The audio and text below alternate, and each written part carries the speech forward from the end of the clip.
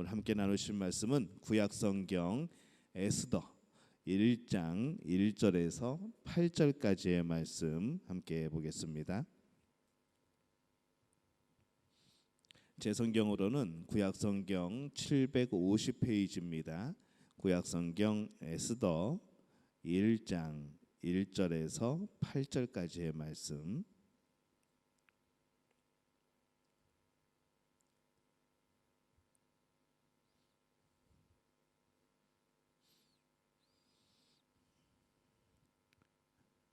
구약성경 에스더 1장 1절에서 8절까지 우리 한 목소리로 함께 봉독하겠습니다. 이 일은 아하수에로 왕 때에 있었던 일이니 아하수에로는 인도로부터 구스까지 127지방을 다스리는 왕이라. 당시에 아하수에로 왕이 수산궁에서 즉위하고 왕위에 있은 지 제3년에 그의 모든 지방관과 신하들을 위하여 잔치를 베푸니 바사와 메대의 장수와 각 지방의 귀족과 지방관들이 다 왕 앞에 있는지나 왕이 여러 날 곧 180일 동안에 그의 영화로운 나라의 부함과 위엄의 혁혁함을 나타내니라. 이 날이 지남에 왕이 또 도성 수산에 있는 귀천간의 백성을 위하여 왕궁 후원들에서 7일 동안 잔치를 베풀세 백색, 녹색, 청색 휘장을 자색 가는 배줄로 만든 대리석 기둥 은고리에 메고 금과 은으로 만든 걸상을 화반석, 백석, 운모석, 흑석을 깐 땅에 진설하고 금잔으로 마시게 하니 잔의 모양이 각기 다르고 왕이 풍부하였으므로 어주가 한이 없으며 마시는 것도 법도가 있어 사람으로 억지로 하지 않게 하니 이는 왕이 모든 국내 관리에게 명령하여 각 사람이 마음대로 하게 함이더라. 아멘.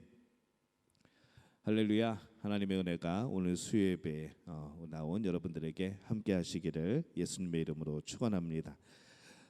에스더서에 대해서 우리 말씀을 이제 나누는데 우리가 4주 동안 이 에스더에 나오는 이 중심적인 4명의 인물을 우리가 살펴보면서 함께 우리의 믿음은 어떠해야 되는지 또 우리의 하나님 앞에서의 또 신앙의 모습은 어떠해야 되는지 한번 그 모습을 살펴보려고 합니다. 이 에스더서는 유대 민족이 이 페르시아의 통치 아래에 있을 때에 일어난 사건을 기록하고 있습니다. 이 페르시아는 옛날에 바사라고 불렀죠. 이 에스더에는 여러 인물들이 나옵니다. 여러분들이 잘 아시다시피 이 아하수에로 왕, 그다음에 에스더, 모르드게, 하만, 이 중요한 4사람이 등장을 하지요. 이 앞으로 이 수예배에서는 이 에스더서 특히 이 4명의 인물을 성경에 기록된 말씀에 근거해서 함께 살펴보려고 합니다. 이 에스더서에서 나오는 인물은 나름대로 자신들만의 뚜렷한 그런 성격을 가지고 있습니다. 이 하만이라는 사람은 권력에 대한 야망이 아주 뜨거운 사람이죠. 에스더는 때때로는 참 두려워하는 모습이 있고 그가 자신 없어 하는 그런 모습이 있지만은 이제 나서야 될 때는 나서고 자신만의 전략을 짤 줄 아는 그런 인물로 묘사가 됩니다. 또 모르드게는 조심스럽게 계획을 세우는 용이 주도한 그런 인물로 그려지고 있습니다.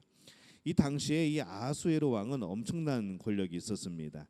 어떤 왕을 생각하면 되냐한가 하면은 뭐 이렇게 딱 맞아떨어지진 않지만은 그 영화에 각색이라는 게 있긴 하지만은 오늘 이 잔치를 벌이는 그런 모습을 볼 때에도 그 영화 300이라는 영화에서 이 적의 그 왕 정말 화려하게 치장했던 그 왕을 생각하시면 됩니다. 그 정도의 그런 화려함이 있었고 그 정도의 힘이 있었고 군사력이 있었고 많은 곳을 점령한 바로 그런 왕이죠. 이 아하수에로 왕은 그런 큰 권력이 있었습니다. 이 주변 나라들이 페르시아의 눈치만 보는 것이죠. 그러나 그는 그런 에스더에서는 그런 모습이 참 영화에서는 강한 모습으로 나오는데 에스더서에서는 별다른 특징이 없는 그런 인물로 그는 등장을 합니다. 이 에스더서를 살펴보면은 이 아하수에로 왕이 벌어지는 사건에 대해서 실권을 쥐고 이끌어간 적이 없습니다. 계속 에스더서에서 어떤 사건이 벌어지는데 거기에 대해서 그 사건을 끌어가고 해결하고 이런 것이 아니라 그냥 아주 아무런 생각 없는 그런 사람처럼 그려지고 있는 것이죠.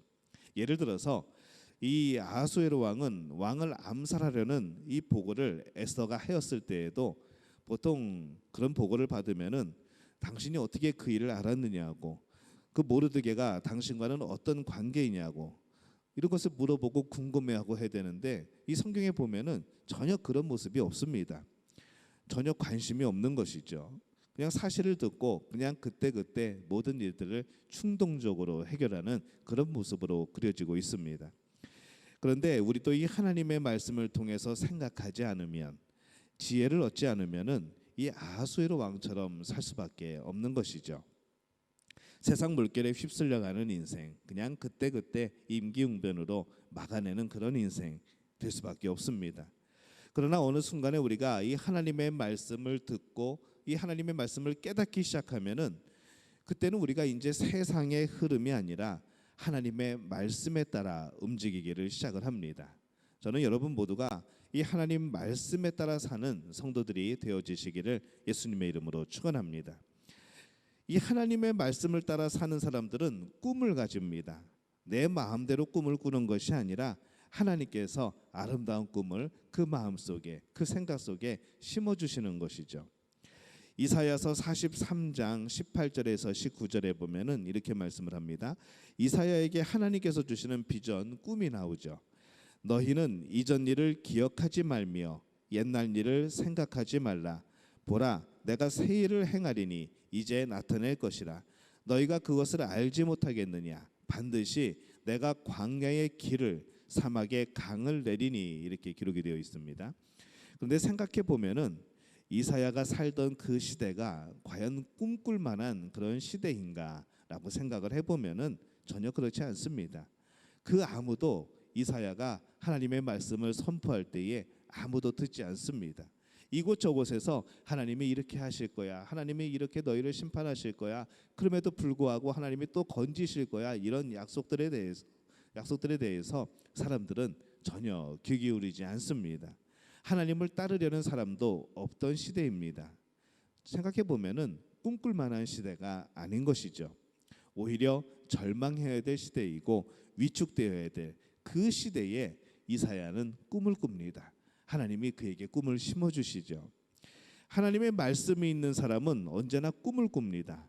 현실은 어둡지만은, 현실은 전혀 가능성이 없어 보이지만은 하나님이 심어 주신 그 꿈을 붙들고 기도하게 되는 것이죠. 우리에게도 이 말씀의 공급이 있다면 우리의 꿈은 꺾이지 않습니다.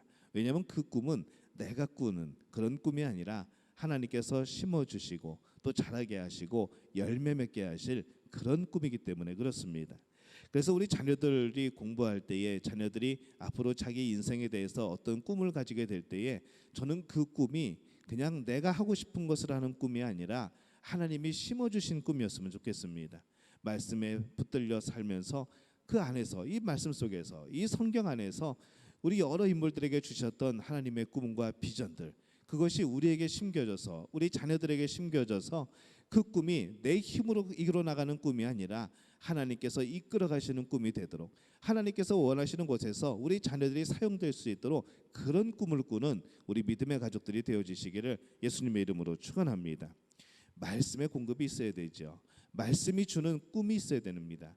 말씀에서 주시는 비전을 품어야 되는 것이죠. 우리가 늘 보듯이 어떤 유명한 사람, 어떤 훌륭한 직업, 어떤 훌륭한 학교, 이것만이 우리의 판단의 기준이 아니라 하나님이 심어주신 그 꿈을 이뤄갈 때에는 아무리 작은 자라고 할지라도 하나님이 쓰시고자 하면은 크게 사용하시는 겁니다. 그래서 우리가 하나님이 주신 그 꿈을 붙잡는, 하나님이 주신 그 비전을 붙들고 살아가는 그런 자녀들이 될 수 있도록 여러분이 기도하시고 또 그렇게 교육을 하셔야 되는 것이죠. 이 말씀이 우리에게 없으면 어찌 될까요? 아하수에로 왕을 보면은 그는 최고 권력자 왕으로 무한한 가능성이 있고 잠재성이 있는 그런 사람입니다. 이미 많은 권력을 가졌습니다. 한 대륙을, 정말 넓은 지역을 이 페르시아, 이 바사가 점령을 하고 식민지를 삼습니다. 정말로 많은 나라들이죠. 그런데 이 하나님의 말씀이 그에게 없을 때 이 아하수에로 왕은 성경에 기록된 바와 같이 허수아비처럼 하만에게, 또 때로는 모르드게에게 그렇게 끌려다니게 됩니다. 에스더서에서는 그는 더 이상 주인공이 아닙니다. 역사에서는 주인공일지 몰라도 그 시대를 풍미했던 어떤 권력 있는 그런 왕일지 몰라도 이 성경에서만큼은 에스더서에서만큼은 그는 주인공이 아니었던 것이죠. 자, 이 성경에서 주인공은 누구일까요? 물론 성경의 주인공은 예수 그리스도입니다. 모든 성경이 예수님을 말씀하고 있죠. 예수님을 가리키고 있습니다. 하나님의 말씀이 주인공이 되지요. 그러나 이 성경에 나오는 인물들을 보면은 모두 다 이 하나님의 말씀을 따르는 사람들이 주인공이 되어 있습니다. 그들이 어떠한 고난을 겪는다 할지라도, 그들이 어떠한 어려움을 당한다고 할지라도 그들은 하나님이 주신 힘으로 이겨냈고 하나님이 주신 그런 길로 그들은 걸어가게 되던 것을 우리가 보는 것이죠. 그 끝은 무엇일까요? 대부분이 하나님이 주시는 형통함이었고 복이었습니다. 주인공이 되는 것이죠. 하나님께서 여러분이 어떻게 살기를 원하실까요? 우리는 치열하게 하나님의 말씀을 붙들어야 합니다. 그냥 하나님의 말씀을 붙드는 것이 아니라 치열하게 붙들어야 되는 것이죠. 왜냐하면 이 말씀이 삶의 에너지이기 때문에 그렇습니다. 우리가 이 말씀을 정말 치열하게 붙들고 살아야 세상이 휩쓸리지 않는 것이죠. 무엇이 옳은지 그른지, 무엇이 하나님이 기뻐하시고 기뻐하시지 않는지 분별할 수 있는 그 기준은 이 말씀밖에는 없습니다. 그러다 보니까 우리가 이 세상에 휩쓸리지 않으려면, 죄에 휩쓸리지 않으려면은 우리는 말씀을 붙들고 살아가는 방법밖에는 없습니다. 그래야지 이 말씀을 붙들고 살아가야지만 우리는 세상에 휩쓸리지 않고 오히려 세상을 주도하며 살아가는 것이죠. 만약에 여러분에게 어떤 지혜가 필요하거든, 만약에 어떤 삶에 대한 지혜나 어떤 사업을 진행하거나 어떤 직장에서 어떤 프로젝트를 진행하거나 여러분 그런 아이디어가 생각나지 않을 때는 여러분 한번 이렇게 생각해 보시기를 바랍니다. 성경 말씀에서 모티브를 찾으시기를 바랍니다. 하나님께서 보시기에 여러분 어떨까요? 분명히 세상의 일인데, 우리에게 주어진 삶의 일들인데 그것조차도 하나님의 말씀으로 풀어나가려고 하는, 하나님의 말씀의 모티브를 삼아서 그것으로부터 무엇인가를 만들어내가는 그런 모습이 있다고 한다면은 하나님께서 그에게 지혜를 주시지 않겠습니까? 그 가운데서 놀라운 꿈을 꾸게 하시지 않겠습니까? 또 새로운 비전을 꿈꾸게 하지 않으시겠습니까? 그래서 우리가 항상 이 말씀에, 모든 것을 말씀에 비추어서 바라볼 수 있는 그런 훈련, 또 그런 눈이 우리 믿음 가족에게 있으시기를 예수님의 이름으로 축원합니다. 치열하게 하나님의 말씀을 붙들고 살아가는 것, 말씀이 삶의 에너지임을 기억하고 살아가는 것, 그래야지 우리는 세상을 오히려 주도할 수 있는 겁니다. 하나님의 말씀은 영적인 양식이죠. 오늘날과 같이 이 말씀이 넘칠 때에, 이때 더욱더 그 말씀을 듣고 묵상할 필요가 있습니다. 우리가 이 사이버 공간이 생겨나고 유튜브 여러 가지 그런 SNS, 우리가 이런 것들을 통하여서 참 많은 말씀을 접할 수 있습니다. 하나님의 말씀은 참 풍성하게 지금 전해지고 있습니다. 근데 이것이 언제까지 그럴 수 있을까요? 여러분 아시다시피 벌써 이 사이버 공간에는, 그런 미디어 사이에는 벌써 이단들이 많이 들어와 있습니다. 한참 듣다 보면은 이단이 설교하고 있는 것이죠. 한참 듣다 보면은 이단의 교주를 찬양하는 그런 음악들이 나옵니다. 굉장히 많습니다.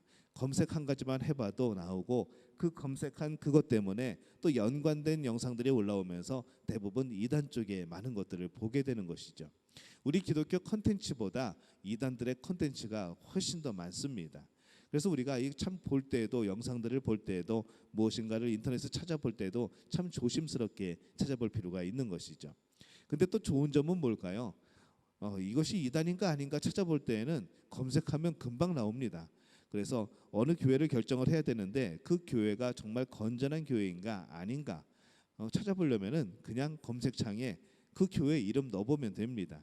워낙 교회 이름이 똑같은 것이 많기 때문에 헷갈릴 수도 있겠지만은 그 교단 이름 넣고 교회 이름 넣고 그 목사님 이름 넣고 검색해 보면은 대부분의 이단들은 이단이라고 뜹니다. 그동안 거기에 달린 댓글들, 여러 가지 문제점들, 이런 것들이 드러나게 되어 있는 것이죠. 그래서 우리가 이 하나님이 열어주신 새로운 환경, 이 사이버 공간의 환경들, 또 우리가 인터넷을 통한 많은 일들 우리가 할 수 있지만은 그 안에서도 우리가 분별하며 우리가 구별하며 살아가는 우리가 그런 지혜가 필요한 것이죠. 말씀이 넘치지만 언젠가는 아마 이것도 닫히게 되지 않을까 싶습니다. 먼 훗날에 말씀이 점점점 없어지고 다른 이단들의 말씀, 잘못된 말씀들이 올라오게 되고 덮어버리게 되면은 우리는 더욱더 어려운 시기를 살아가게 될 수가 있는 겁니다. 그래서 우리가 이 말씀이 넘친다는 것, 이 말씀을 언제든지 들을 수 있다는 것, 이것은 하나님이 주신 참 큰 은혜입니다. 우리에게 주시는 참 큰 복인 것이죠. 이때에 여러분들이 이 복을 누리시기를 예수님의 이름으로 축원합니다. 늘 말씀을 듣고 마음에 새기고 묵상하는 것, 이것이 우리에게 어려움이 닥칠 때의 힘이 되어 주는 것이고, 우리가 참 어떤 그런 갈등에 있을 때 그것을 해결하는 그런 지혜가 되어 주시는 겁니다. 우리가 이 말씀이 없으면 또 어떤 삶을 살게 될까요? 사사기 21장 25절에 보면은 이렇게 기록을 합니다. 그때에 이스라엘에 왕이 없으므로 사람이 각기 자기의 소견에 옳은 대로 행하였더라, 이렇게 말씀을 합니다. 이스라엘에 왕이 없었습니다. 이스라엘의 왕은 어떤 역할을 했는가 하면은, 이스라엘을 이끌어가는 사람은, 이 제사장은 어떤 역할을 했는가 하면은 하나님의 말씀을 받고 해석하고 그것을 백성들에 알리는 역할을 한 것이죠. 그런데 이 당시만 해도 이스라엘에 왕이 없었습니다. 모든 것을 이렇게 이끌어 나갈 만 구심점이 없고, 전에는 하나님이 왕이셨죠. 그런데 백성들이 뭐라고 하는가 하면은 우리에게도 왕을 달라고 합니다. 하나님으로 안 된다는 것이죠. 이 교만이 생긴 거죠. 죄악이 가득 차다 보니까 하나님의 말씀을 중요하게 여기지 않다 보니까 무슨 일이 생기는가 하면은, 이제 하나님이 왕이라고 우리가 알고는 있지만은, 그렇게 인정을 하지만 그럼에도 불구하고 우리도 왕이 있었으면 좋겠습니다. 세상 나라들 보니까 다른 나라들은 다 왕이 있어가지고 이 나라를 이끌어가고 때로는 전쟁도 하고 나라를 부강하게도 하는데, 우리도 이런 왕을 주십시오라는 요구가 생겨나게 된 것이죠. 그래서 이 사사기에는 이렇게 기록을 하는 것이죠. 이스라엘에 왕이 없으므로, 그러니까 이 하나님의 뜻을 온전히 전할 자가 없으므로 사람이 각기 자기의 소견에 옳은 대로 행하였더라.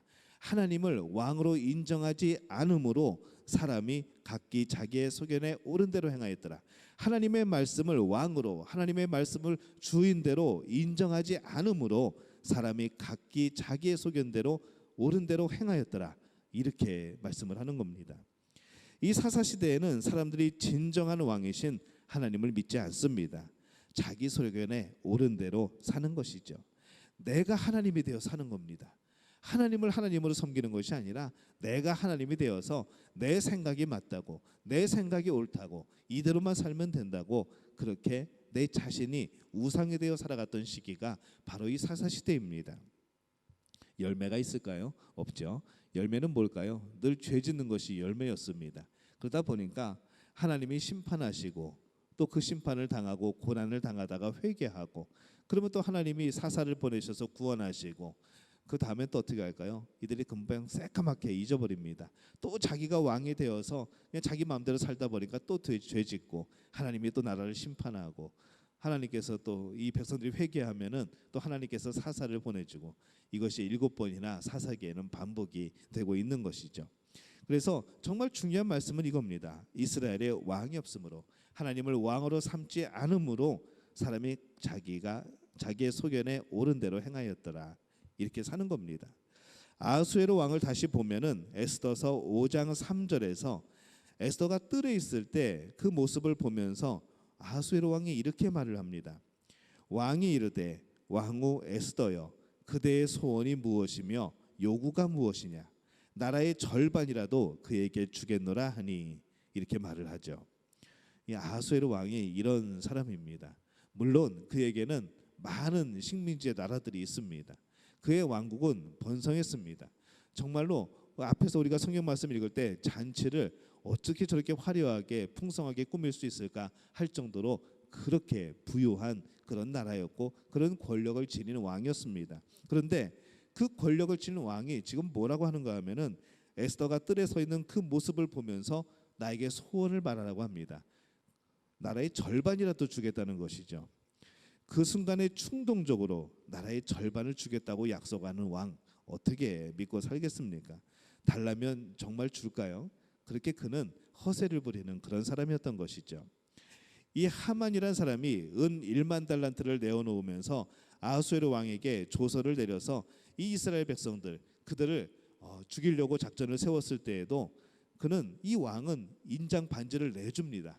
그 돈 받고 인장 반지를 내어주는 것이죠. 에스더서 3장 10절에 보면은 왕이 반지를 손에서 빼어 유대인의 대적 곧 아각 사람 함무다다의 아들 하만에게 주며 이렇게 되어 있습니다. 왕이 반지 빼가지고 그냥 줍니다. 그 반지가 무슨 뜻일까요? 반지를 가지고 도장을 찍으면은 그것이 왕의 명령이 되는 겁니다. 근데 그렇게 중요한 것을 은 1만 달란트에 그냥 내주는 사람이 아하수에로 왕이었습니다. 국가의 결정권이 달린 것이죠. 이것조차도 즉흥적으로 그가 행합니다. 에스더서 8장 2절에도 그럽니다. 왕이 하만에게서 거둔 반지를 빼어 이번엔 누구에게 줄까요? 모르드게에게 줍니다. 에스더가 모르드게에게 하만의 집을 관리하게 하니라 이렇게 말씀을 하죠. 아까는 에스더를 바라보면서 와 예쁘다. 나라의 절반이라도 줄게. 네 소원이 무엇이냐라고 물어보죠.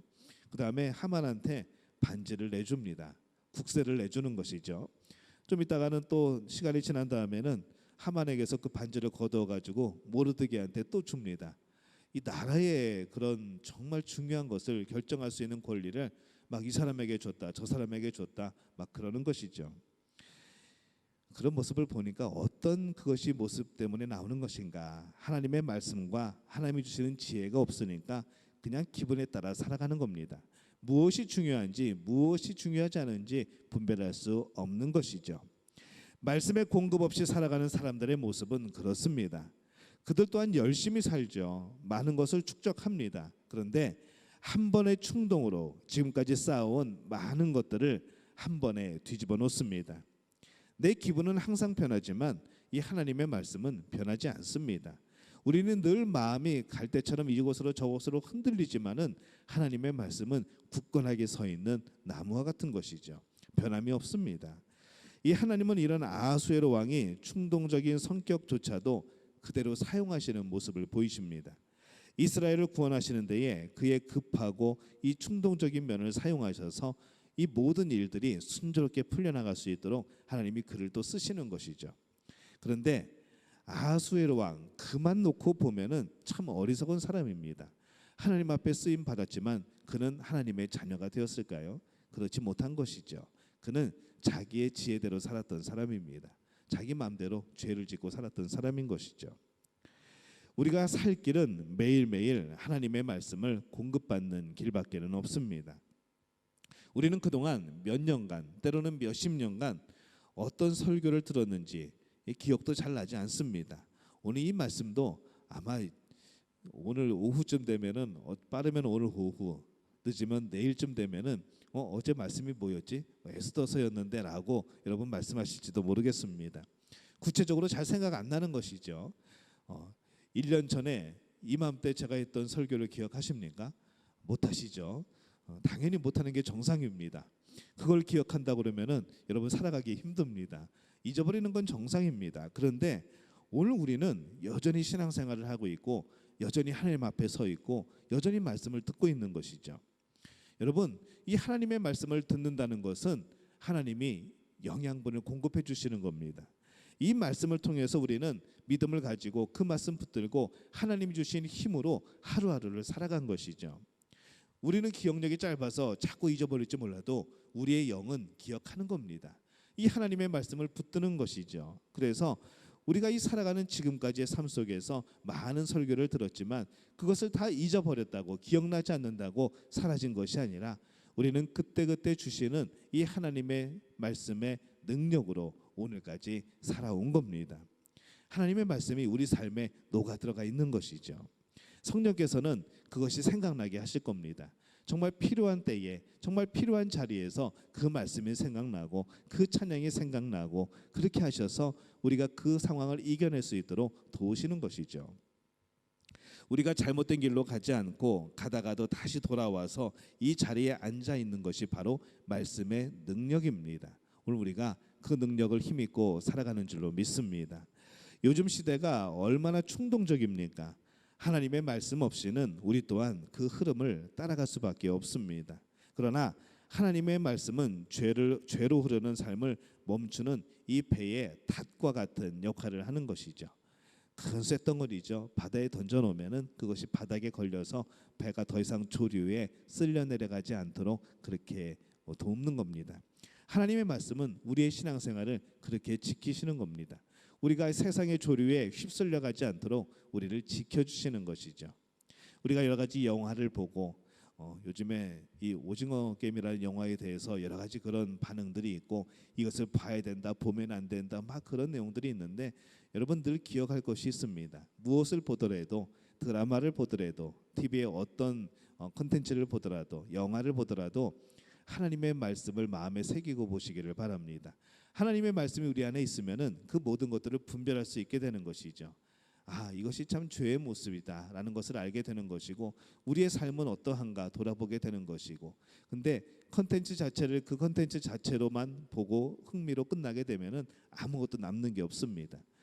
이 세상이 하나님이 역사하지 않는 그런 세상 사람들끼리 살아가는 그런 모습밖에는 되지 않는 것이죠. 하지만은 하나님의 말씀의 눈으로 보면은 그 안에서도 여전히 하나님이 역사하시는 모습을 봅니다. 그것이 영 우리에게 교훈이 되지 않는 컨텐츠라고 할지라도 이 세상의 모습과 하나님이 우리를 통치하시는 모습이 그것이 비교되어서 우리에게 대조적으로 또 우리 마음에 새겨지게 되는 것이죠. 그래서 우리 마음에 말씀이 있는 것이 말씀을 붙들고 모든 것을 바라보는 눈이 우리에게 필요한 겁니다. 오히려 이런 때일수록 우리가 또 하나님의 뜻을 찾으려 노력을 해야 되는 것이죠.